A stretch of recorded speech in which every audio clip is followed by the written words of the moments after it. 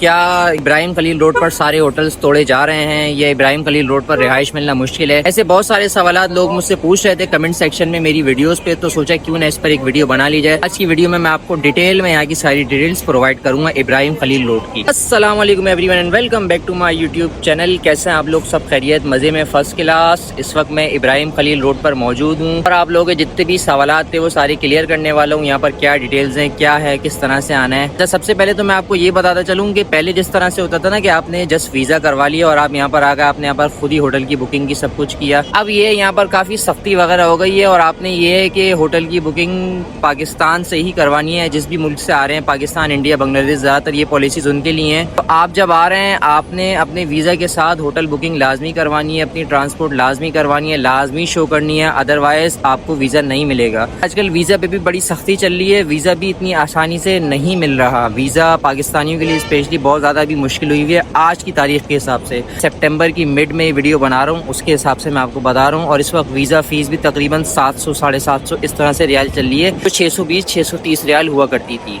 इस वक्त नमाज ज़ोहर का टाइम हो रहा है, तो नमाज ज़ोहर अदा करते हैं, फिर मैं आपको इन होटल्स की डिटेल्स बताता हूँ। चलते हैं हरम की तरफ।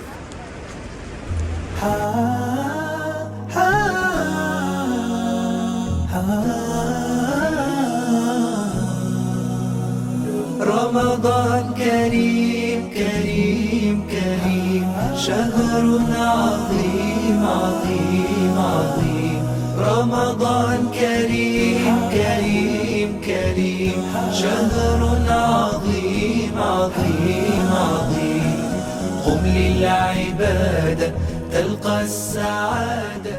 अच्छा दोस्तों, ये रहा जबल उमर। इस जगह को कहते हैं जबल उमर और ये रहा आगे फ्लाईओवर। इसके बाद वो आपको सामने हरम नज़र आ रहा होगा। ये सारा शारा इब्राहिम अल खलील रोड है, जबल उमर। और इससे आगे सारे 5 स्टार होटल हैं और इससे पहले ये सारे जितने भी होटल हैं ना, ये सारे 3 स्टार 2 स्टार 4 स्टार इस तरह से होटल हैं। 1 स्टार होटल भी हैं इसमें। अच्छा, अब ये जिस तरह से जितने भी ये होटल्स हैं ना, सिर्फ इनमें रूम मिल रहे हैं। जो छोटी मोटी बिल्डिंगें हैं ना, जैसे इन होटल्स के पीछे छोटी बिल्डिंग हुआ करती थी इन गलियों में, पहले ये हुआ करता था कि आप इजीली रिहाइश ले लिया करते थे। 80 रियाल 100 रियाल में आपको रूम मिल जाया करता था बिल्डिंग में। मगर अब उन बिल्डिंग्स में रहना अलाउ नहीं है और उन बिल्डिंग्स को डिमोलिश करना है, उन बिल्डिंग्स को सील कर दिए, उन बिल्डिंग्स पे पाबंदी लगा दी है। रहेंगे तो आप इस तरह के प्रॉपर होटल्स में ही रहेंगे। जब से ये नुसुक ऐप वगैरह का सिलसिला हुआ है, अब ये जो है होटल्स वगैरह को जो है काफ़ी इन्होंने सख्त कर दी है कि बिल्डिंग्स में आप नहीं रह सकते, आपने होटल में ही रहना है। होटल की प्रॉपर पहले बुकिंग ही करवानी है। और जैसे इस तरह के बड़े बड़े होटल्स हैं ना, इनको डिमोलिश नहीं करे। जो पीछे छोटे मोटे होटल हैं या जो छोटी दुकान है उनको डिमोलिश कर रहे हैं और फिर वहाँ पर ये प्रॉपर होटल्स ही बनाएंगे, क्योंकि प्रॉपर होटलिंग का ही सिस्टम बनाना है। और इस वक्त माशाल्लाह से काफ़ी हाजी हरम से आ रहे हैं नमाज ज़ोहर अदा करके। चलते हम थोड़ा सा इब्राहिम खलील रोड के आगे और मैं साथ साथ आपको यहाँ की और मज़ीद इन्फॉर्मेशन देता हूँ। अगर इन 3 स्टार 4 स्टार और 1 स्टार होटल्स की प्राइसिंग की बात करें तो देखें, ये होटल्स 220 रियाल 200 रियाल से स्टार्ट हैं। इसमें ये आपको अच्छा प्रॉपर रूम मिल जाएगा। 3 स्टार या 1 स्टार 2 स्टार इस तरह से यहाँ पर रूम्स होंगे। और बाकी आपको 220 रियाल 250 रियाल 300 रियाल 190 रियाल इस तरह से मिल जाएगा। बाकी डिपेंड करता है सीज़न पे भी। बाकी ये भी डिपेंड करता है कि आपका एजेंट आपको किस तरह लेके जा रहा है। अमूमन पाकिस्तानी एजेंट या पाकिस्तानी एजेंसीज आपको इन होटल्स में नहीं ठहराते, पीछे होटलों में वो ठहराते हैं और वो शटल वाले होटल होते हैं, क्योंकि ये सारे होटल थोड़े एक्सपेंसिव हैं। बाकी अगर आप प्राइवेट अपने तो आते हैं, सिर्फ आप जस्ट वीज़ा या होटल बुकिंग लेते हैं, एजेंसी से खुद अपना ट्रिप कस्टमाइज़ करवाते हैं, तब आप इन होटल्स में स्टे कर सकते हैं। और इन होटल्स में स्टे करने के बाद भी अगर आप प्राइवेटली आते हैं तो आपको रूम ज़्यादा में ज़्यादा 220 240 रियाल का ही पड़ेगा। और फिर वो आपके पैकेज में जब इंक्लूड होगा तो आपको 2 सवा 2 इसी तरह का पैकेज मिलेगा। लेकिन अगर आप एजेंसी से प्रॉपर पैकेज लेते हैं तो वो ये समझ लें आप 2.5-3 रियाल वाला जो पैकेज है उसमें आपको ये होटल्स मिलेंगे। इन होटल्स में स्टे का सबसे बड़ा प्लस पॉइंट ये है कि एक तो आपको हरम बहुत करीब मिलता है, आप हर नमाज में जा सकते हैं। दूसरा, ये हर पोल पे ना ऊपर ये स्पीकर बने हुए हैं, नमाज के बाद साइडों में सफ़े बनना स्टार्ट हो जाती हैं। आप यहाँ पर भी नमाज अदा कर सकते हैं हरम की जमात के साथ ही। वरना दूर होटल होते हैं, शटल में समटाइम्स 45 मिनट 1-1 घंटा वेट करना पड़ता है। तो समटाइम्स शटल फुल है, समटाइम्स शटल नहीं आ रही। तो सबसे बड़ा प्लस पॉइंट ये, यानी आप जितने दिन के लिए आ रहे हैं कोशिश करें दिन की 4 या 5 नमाजें आप हरम की जमात के साथ अदा करें। बाकी इब्राहिम खलील रोड पर जितने भी ये खाने वगैरह की दुकानें बनी हुई हैं, जैसे ब्रोस्ट, अरबी, शवारमा या अलफ्रूज वगैरह, इनके खाने थोड़े एक्सपेंसिव हैं। और अगर आपको देसी खाने वगैरह खाने तो आगे कुछ गलियाँ हैं या पीछे कुछ गलियाँ हैं, वहाँ पर आपको मिल जाएंगे। बाकी पीछे एक फ्लाईओवर है, उसके पास आपको मिल जाएंगे। बाकी आगे जो देसी खाने वाले होटल हैं वो भी काफ़ी एक्सपेंसिव हैं, वहाँ पर भी खाने वगैरह थोड़े महंगे हैं, मतलब 2 रियाल 4 रियाल 6 रियाल पर सालन महंगा है। अगर आप थोड़ा गलियों वगैरह में तलाश करेंगे तो ये आपको 8-10 रियाल की दाल वगैरह मिल जाएगी। बाकी गोश्त का सालन 14 रियाल 12 रियाल 15 रियाल का इस तरह। बाकी जो आगे होटल बने हुए हैं ना उनमें खाने महंगे हैं, मतलब 20 रियाल 18 रियाल 15 रियाल इस तरह की जो आपको दाल सब्ज़ी मिलती है। यहाँ पर इस गली में भी शायद कोई होटल वगैरह तोड़ लें ये लोग, और ये पुराने जितने भी होटल बने हुए थे इस गली में वो भी तोड़े जा रहे हैं। इसी वजह से ये रेस्टोरेंट था वो भी बंद हो चुका है। इसके अलावा आगे जो गुजरांवाला होटल था रोड पे उसको भी बंद कर दिया है, वहाँ पर भी गली में कंस्ट्रक्शन का काम चल रहा है।